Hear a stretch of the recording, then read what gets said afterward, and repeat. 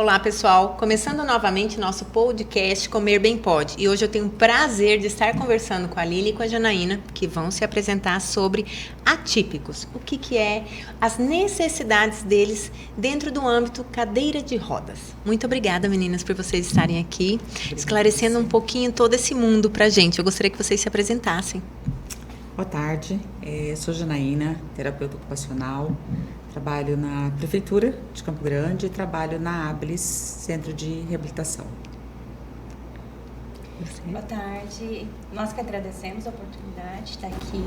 Eu sou Lilian Lobo, fisioterapeuta, especialista em neuropediatria, trabalho na clínica ABLIS e nós viemos hoje trazer uma nova ideia para readaptação postural, né, para trazer mais qualidade de vida, mais conforto, mais acessibilidade, alinhamento postural. Nós estamos trazendo um trabalho de readaptação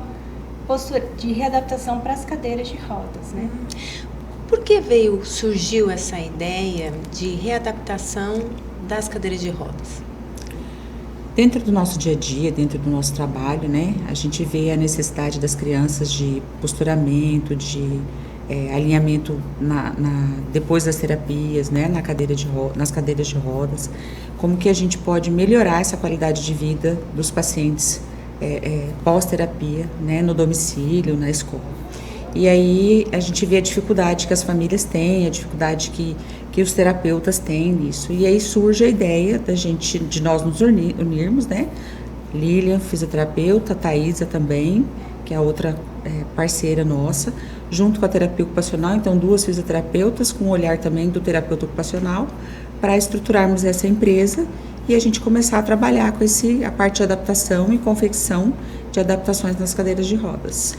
Eu atendo bastante atípico, a gente observa que em muitos momentos, mesmo fazendo todos os processos de terapias, nem sempre pelo molde das cadeiras de rodas a gente consegue ter uma ergonomia, uma fisiologia, de repente, não sei se está correta a minha fala, para o resto do dia que essa pessoa está, né? Porque a gente tem hoje vários tipos de tratamentos para colaborar no dia a dia. E hoje vocês vêm com esse processo de ideia. Como que vocês veem hoje as cadeiras de rodas e o tratamento, que há necessidade de uma melhora? Então, a princípio a ideia surgiu pelos nossos pacientes mesmo, com a rotina de atendimento. Como nós eu trabalho há 17 anos na fisioterapia, a Janaína e a Thaisa também, nós temos um tempo de trabalho.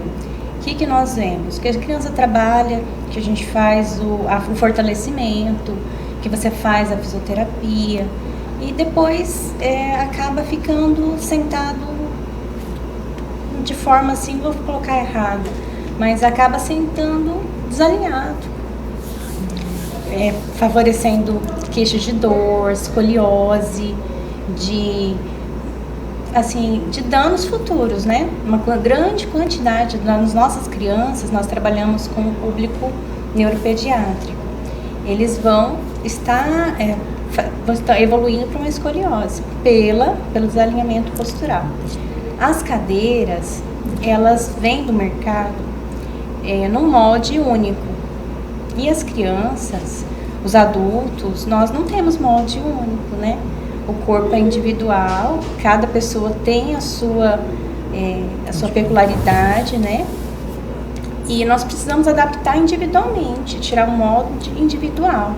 O tamanho da coxa de uma pessoa vai ser diferente da outra, do tronco, cada parte do corpo, ela é única, então não tem como vir num molde único, né? Então esse processo de readaptação na verdade, a gente tirar a medida e fazer de acordo com o formato anatômico daquela pessoa, né? Então, muitas vezes, nós precisamos pegar essas cadeiras, as cadeiras que vêm do mercado, e reformular como se estivéssemos fazendo uma nova, né? Tanto da estrutura, muitas vezes vem com um material que não é de qualidade tão boa, que nas ruas acabam soltando com facilidade. Nós temos que ver o nosso ambiente, né? As ruas com esburacadas. Nossa realidade, a nossa né? realidade. O ambiente de onde o paciente frequenta, né? O transporte da escola, de casa para a escola, da escola para as terapias, qual que é essa rua que essa criança anda, se ela anda de carro, se ela anda de ônibus, qual que é o tipo de carro que essa criança usa, se essa cadeira vai desmontar sempre ou não, essa cadeira vai ser transportada no ônibus ou vai ser transportada ela sem desmontar no carro, como que vai ser esse translado, né? Se é uma rua que tem asfalto, se é uma rua que tem muito buraco, porque isso causa dano na cadeira também. Então, tudo isso tem que ser levado em consideração. Na hora que ele entra na questão do corpo, né? Cada lado do nosso corpo, um lado é maior, outro lado é melhor. A gente tem o lado direito e esquerdo da gente é diferente, né? Então isso tem que ser avaliado também. Uma coxa é maior, uma coxa é menor, é mais larga, é mais fina. Então tudo isso ela vem de uma forma única, uma forma engessada nessas cadeiras que vêm do mercado. E a gente vem com um olhar diferente, com uma avaliação diferente, para que esse indivíduo tenha uma cadeira exclusiva dele, com uma anatomia peculiar para ele. Única para ele, que ele fique da forma mais confortável para que ele tenha uma qualidade durante esse dia que ele vai passar naquela cadeira, pensando que a maior parte do tempo ele vai passar naquela cadeira. Verdade, eu tenho uma tia que está com a cadeira de rodas dela, ela trocou, mas estragou e ela ficou muito brava. Te amo, tia, mas você estava brava. E aí a gente observa o quanto é difícil a pessoa, todo o processo de locomoção, principalmente se não é asfalto, ou se é um asfalto totalmente esburacado. E as cadeiras, normalmente, elas não resistem, né? Não. O material, os parafusos, geralmente eles não são de uma qualidade inferior, não são tão bons. Então, às vezes, tem que trocar toda a estrutura da cadeira. Dependendo do material que a gente pega, precisa trocar desde parafuso, desde porca, desmontar a cadeira e mexer em todo o processo de adaptação, quando é possível, né? Porque, infelizmente, nós temos cadeiras no mercado que a gente não consegue nem mexer. Né? Porque o próprio metal, o próprio material da cadeira não suporta. Mas temos materiais muito bons também. Sim. Também temos uma linha de materiais que são bons, mas mesmo assim precisa adaptar, porque o estofado vem com uma espuma fina, que não aguenta muito tempo, acaba cedendo, a densidade não tão boa. Então, rápido, compram as cadeiras e rápido já está deformando. Nas costas, geralmente, só uma lona, que não vai ficando, a criança vai ficando, a pessoa vai ficando desalinhada, vai ficando com a escoliose aumentada, com cifose torácica, com desalinhamento, né, de você estar sentado num material que não vai suportar. Então tem que ser uma espuma de uma qualidade boa, de uma densidade boa, que você vai ter aquele peso e ela vai aguentar, vai resistir, sabe? Vai ter uma resistência. E ao mesmo tempo ser confortável para o paciente também. Né? Porque normalmente qual é a média de tempo que um cadeirante, uma criança fica ou deveria ficar na cadeira de rodas? O ideal seria não passar de 2 horas seguidas, né? A cada 2 horas está dando esse descanso. Uma alternância, né? Um descanso. É uma realidade um pouquinho longe, né, do que nós... Que a gente tem, né? Muitas vezes nós, no nosso trabalho, vamos em escolas e conversamos, pedindo para estar tirando, né, a criança na hora do intervalo, mas muitas vezes a criança acaba ficando 4 horas, o período da... Quando você tem escola. equipamentos suficientes, como o parapódio, uma cadeira e o próprio domicílio, né, você consegue revezar, né? Cadeira, parapódio, aí vai para um sofá, quando você está no domicílio, para que a criança tenha uma alternância de ambientes também. Mas às vezes você não tem isso, né? Principalmente na escola. Então a criança acaba passando esse tempo na cadeira, sentado 4 horas, o que não é ideal. Né? Pensa, você passar 4 horas sentada aqui nessa cadeira, hoje à tarde. Né? É super desconfortável, né? A criança senta de um lado, senta do outro, desce um pouquinho, sobe um pouquinho, coisa que as nossas crianças não têm muito hoje, elas não têm essa autorregulação, né? Então, a gente que tem, o cuidador que tem que estar fazendo isso, né? Então, é extremamente desconfortável, mas o ideal seria que fosse feita essa alternância a cada 2 horas, pelo menos. Nossa, nunca é o que eu vejo. Isso é muito triste.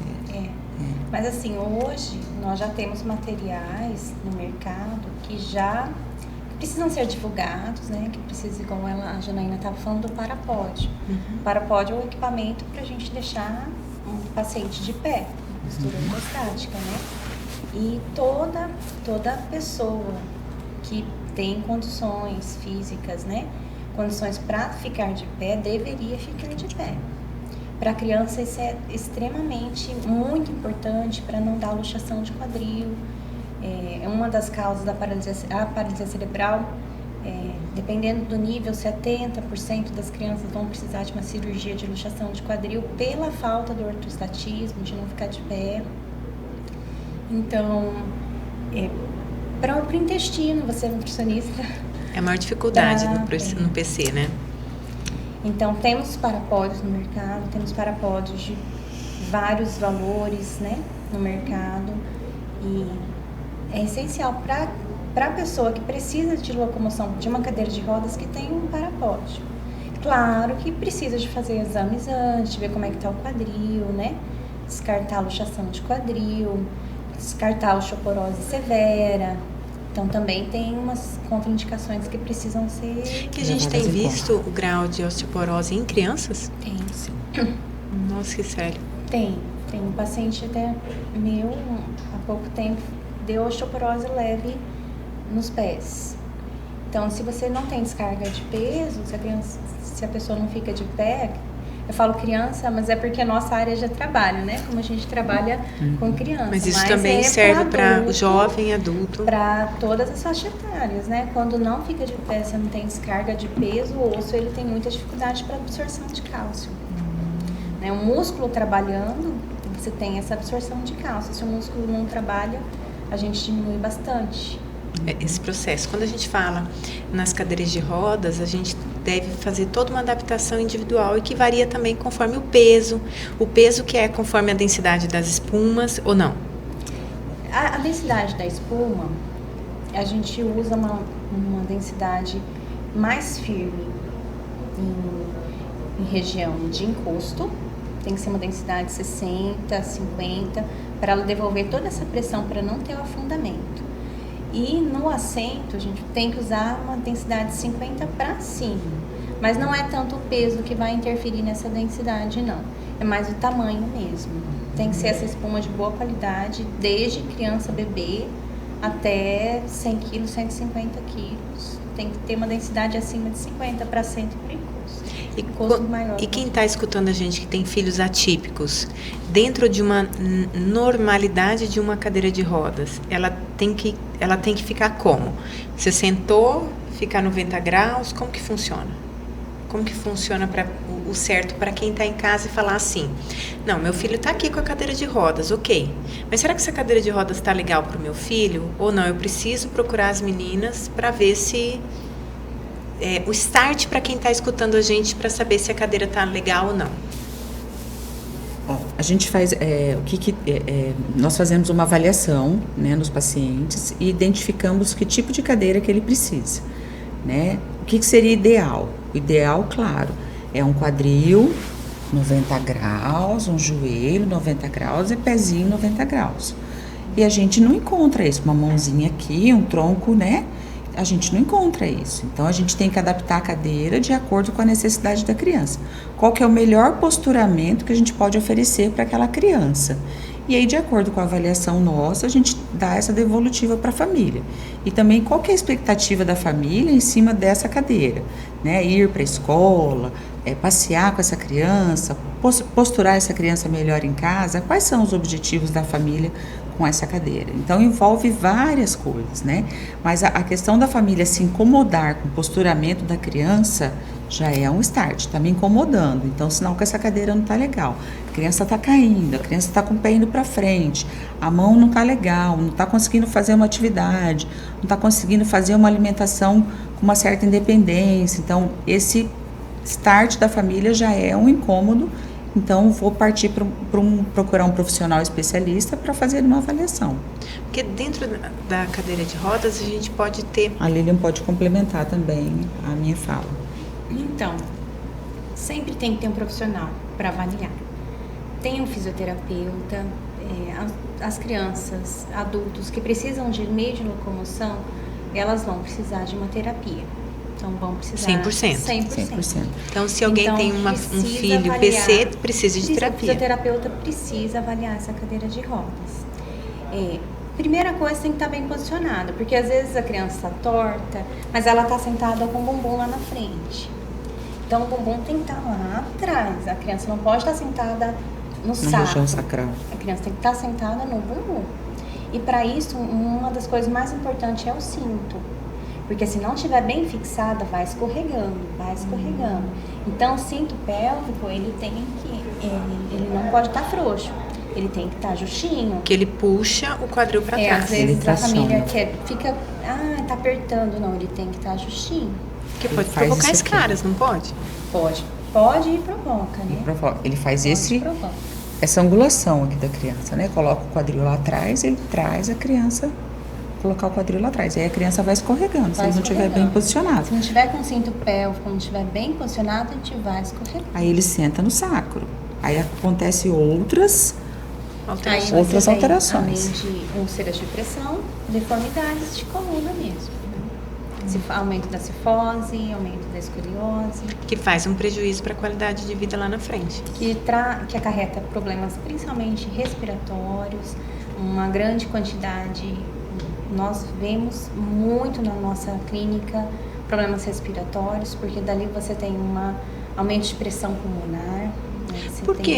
Por exemplo, quem está em casa, por que o aumento de pressão pulmonar? Se eu estou sentado, se eu não estou corretinha, vem descendo... com essa postura que você fez, você curvou, né? Você curvou o seu tronco, você fletiu o tronco, você abaixou o sacro, o quadril e fletiu o seu tronco. Aqui você tem uma diminuição de peitorais, encurtamento de peitoral, que é um músculo inspiratório, né? Aquele que ajuda a abrir a caixa pulmonar para respiração. Você tem uma diminuição do espaço intercostal, do gradiente costal, você diminui a grande parte da mobilidade pulmonar, já está prejudicada. É verdade, né? Fica aberto. Até pra gente, né, que a gente nem presta atenção tanto, a hora que vê, mesmo você não sendo atípico, você já tá torto. Daí você vem para a postura de pacientes com DPOC, com enfisema pulmonar, que daí acabam elevando aqui o ombro para compensar, para usar a musculatura acessória para respirar. E daí você aumenta aqui, você diminui a diafragma abdominal, a gente acaba perdendo na respiração. Que coisa séria, uma coisa leva a uma coisa, cascata de observações, que isso é um prejuízo enorme para a vida do jovem adulto. E é o que a gente vê nos hospitais, né? Os nossos pacientes, eles internam com problemas respiratórios, com pneumonia. Isso é para tudo. A gente vê isso na rede, eu vejo isso diariamente na rede, os pacientes que a gente atende na rede pública, e vê na clínica diariamente também. Então não tem distinção do que tem mais ou do que tem menos. Ele vai complicar o que tem menos condições e do que tem mais condições, porque no fim de tudo, o que você vê? O paciente que faz terapia e que tem um bom posturamento, ele possivelmente, ele vai ter uma qualidade de vida melhor. E o paciente que não faz terapia, logo ele não tem um posturamento bom, porque ele não tem orientações, não tem aporte para que ele consiga fazer isso, ele vai ter um prognóstico ruim. Então, posicionamento é tudo, porque ele vai para a terapia com a gente e ele passa ali 1 hora, 2 horas, a gente manuseia, mobiliza, posiciona, dá condições para que ele faça os movimentos, dá condições para que ele faça as atividades. Mas as outras 22 horas ele vai passar no domicílio, ele vai passar com a família. E a família tem que estar orientada, tem que estar com condições de dar um posturamento de qualidade para esse paciente, né? E a cadeira é um dos recursos que a família tem para que isso aconteça de uma forma positiva. Isso é muito sério. E o que falta, então, é um esclarecimento para o mundo atípico, principalmente cadeirantes. Porque a maioria das pessoas não tem a noção do tanto que reflete isso negativamente, se não for adequada a cadeira de rodas, e positivamente, se for adequada para a vida, né? Sim. Você tendo uma boa postura, a gente melhora a oxigenação, você melhora performance. Até uma das questões que eu acho que a Janaína estava falando agora, qual que é o objetivo, quando chega para avaliação, né? O que você quer com essa cadeira de rodas? Porque a gente pode pensar numa cadeira de rodas para performance, pessoas que têm mais mobilidade, que conseguem se locomover, que têm força de membro superior, que têm força de tronco. Daí a gente vai pensar numa cadeira menor, numa cadeira mais bem apertadinha, bem justinha, para dar mais mobilidade. Ou se é uma cadeira mais para posicionamento, se tem menos controle de tronco, menos força muscular em membros superiores, se vai precisar de ser levado, se não vai tocar a cadeira. Então aí já são cadeiras diferentes, daí a gente já pensa em modelos diferentes de cadeira. Muito legal. E eu vi a semana passada na clínica uma colocação que coloca na pessoa, né? No tronco. No tronco. Um apoio de tronco. Apoio de bilateral. tronco. Não conhecia. Não conhecia. São 2 pacientes nossos específicos, né? Que nós fizemos agora. Estão fresquinhos até. Eu, a Thaisa e a Lilian fizemos. São pacientes que quando vieram para nós, eles tinham um suporte de tronco muito mais robusto, né? Com informações na cadeira para segurar mais, né, Lilian? Eles 2, e hoje eles estão assim, a cadeira aparece muito menos do que eles, porque o objetivo também é que a cadeira apareça pouco, a cadeira fique pequenininha e eles apareçam mais. Então você vê que as adaptações elas são menores para que a gente veja eles, né? Então é pequenininho agora a informação do tronco para dar só uma propriocepção e eles terem um posturamento melhor. O apoio também de tronco aqui atrás é menorzinho também, para estar dando só uma informação e eles fazerem essa postura melhor. E eles já têm uma maior autonomia nesse toque da cadeira, né? Tanto o pequeno quanto a maiorzinha. E a menininha, ela tocava a cadeira com maior tranquilidade. O menino não. E hoje ele é super independente, ele toca cadeira, ele tem uma força grande, toca para tudo quanto é lado, ele tem um torque na cadeira dele, então a gente já vai pensando em outras possibilidades de cadeira. E aí volta naquilo que a gente falou, quando nós iniciamos era uma cadeira para posturar, era uma cadeira só para ir para a escola, era uma cadeira só para fazer atividade, né, comer. Hoje não, hoje é uma cadeira para dar autonomia, para dar independência, para ele correr junto com os amigos na escola, para ele correr em outras situações, brincar com outras crianças, que é o que ele quer, é o que ele busca. E ele vai trazendo isso pra gente. Isso é muito legal, para uma vivência dentro do mundo típico, né? Sim. O atípico dentro do mundo típico, que a gente tem que parar essa diferenciação. Ah, não pode. Não, pode tudo. São adaptações que a gente precisa. Isso, oferecer recursos para isso. Isso é a palavra adequada. Oferecer recursos, que é o que vocês hoje buscam dentro desse mundo das cadeiras de rodas. O que eu observo realmente primeiro chega a cadeira de rodas, depois o cadeirante. E o objetivo é o contrário. É a criança, o adulto chegar e a cadeira de rodas não ser o destaque, sim a pessoa, que é o que acontece com a gente. Sim. Né? Para a gente ficar dentro de uma busca típica, dentro da maior possibilidade, né? E da onde que vocês buscaram esse start, assim, foi na clínica de vocês, mas quando foi que vocês falaram assim, não, a gente consegue, eu acho que é possível? É uma história legal até, assim. A gente tem um fisioterapeuta que é o Alex Silveira. Ele é referência nacional, assim. O Alex faz cadeira no Brasil inteiro. E nós 3 fizemos o curso iniciante dele. Ele dá cursos no Brasil e faz cadeiras no Brasil. E nós 3 fizemos o curso em momentos diferentes. Cada uma fez num ano, Lilian fez num ano, Thaisa fez num outro e eu fiz num outro totalmente diferente. E aí nós 3 e não nos conhecíamos também. Acho que só o da Thaisa e o meu que nós nos conhecíamos, né? A Lilian acho que foi a primeira que fez. E aí, no penúltimo que a gente... nós viajamos para um curso, nós 3, por coincidência, viajamos. E aí nesse curso a gente teve um insight, assim, que a gente podia fazer para melhorar isso, que a gente podia fazer para melhorar fulano. E discutindo entre nós, aí a gente poxa, a gente gosta tanto disso, a gente tem tanta dificuldade de mexer na cadeira do fulano. Aqui em Campo Grande A gente tem tanta dificuldade, a gente começa a mexer, mas não consegue ir para frente com a cadeira do Beltrano e aí tem que ficar esperando voltar, porque aí ele vai, fazia e a gente ficava com um produto parado, porque a gente não conseguia mexer naquilo, né? E aí nós três ali discutindo, por que a gente não tenta fazer junto? Aí a gente, poxa, será que a gente tem condições? Será que a gente dá conta? Será que a gente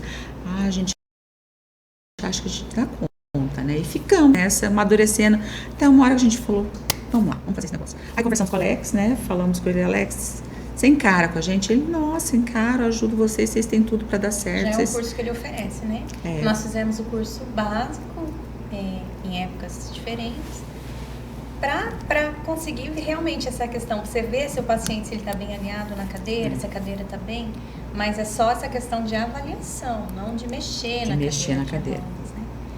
Que era um ET pra gente mexer na cadeira. Esse processo porque agora a gente trabalha com ferramenta. A gente tem uma marcenaria, uma oficina, né? É diferente. Agora a gente tá mexendo com parafusadeira, com espuma, né? Para moldar e fazer individualmente. Tem que ser feito, né? Tem que ser feito recorte de espuma, de madeira, né? Tem que ser feito individual, né? As medidas são todas em... É muito interessante.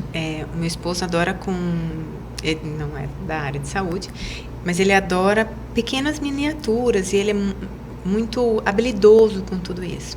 E a minha menina, ela ama muito a minha tia, tanto que minha madrinha, e ela me pediu uma boneca típica, uma Barbie típica, e eu comprei a Barbie cadeirante. Ela fez o pai dela fazer cadeira de rodas, a muleta, o andador.